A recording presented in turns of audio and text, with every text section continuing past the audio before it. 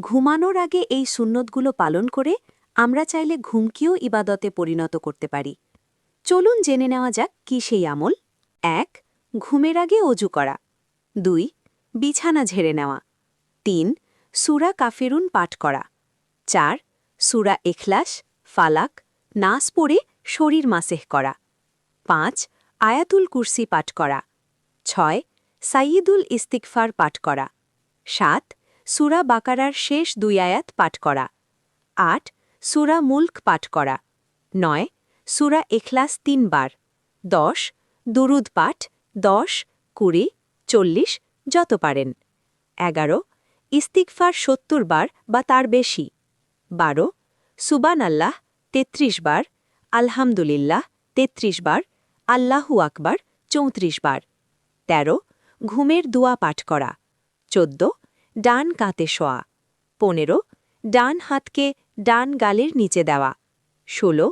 এশারের সালাতের পর ঘুমিয়ে যাওয়া। ঘুমানোর আগে এই সুন্নতগুলো পালন করে আমরা চাইলে ঘুমকেও ইবাদতে পরিণত করতে পারি।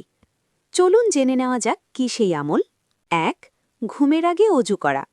২. বিছানা ঝেড়ে নেওয়া। ৩. সূরা কাফিরুন পাঠ করা। ৪. সূরা ইখলাস, ফালাক, নাস পড়ে শরীর মাসেহ করা। ৫. আয়াতুল কুরসি পাঠ করা। ৬. সাইয়্যিদুল ইস্তিগফার পাঠ করা। ৭.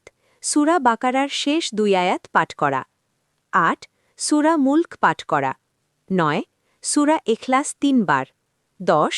দুরুদ পাঠ ১০, ২০, ৪০ যত পারেন। ১১. ইস্তিগফার ৭০ বার বা তার বেশি। ১২. সুবহানাল্লাহ ৩৩ বার, আলহামদুলিল্লাহ ৩৩ বার, আল্লাহু আকবার ৩৪ বার। ১৩. ঘুমের দোয়া পাঠ করা। ১৪. ডান কাতে শোয়া। ১৫. ডান হাতকে ডান গালের নিচে দেওয়া। ১৬. এশারের সালাতের পর ঘুমিয়ে যাওয়া। ঘুমানোর আগে এই সুন্নতগুলো পালন করে আমরা চাইলে ঘুমকেও ইবাদতে পরিণত করতে পারি। চলুন জেনে নেওয়া যাক কি সেই আমল। ১. ঘুমের আগে অজু করা। ২. বিছানা ঝেড়ে নেওয়া। ৩. সূরা কাফিরুন পাঠ করা। ৪. সূরা ইখলাস, ফালাক, নাস পড়ে শরীর মাসেহ করা। ৫. আয়াতুল কুরসি পাঠ করা। ৬. সাইয়্যিদুল ইস্তিগফার পাঠ করা। ৭. সূরা বাকারার শেষ ২ আয়াত পাঠ করা। ৮. সূরা মুলক পাঠ করা।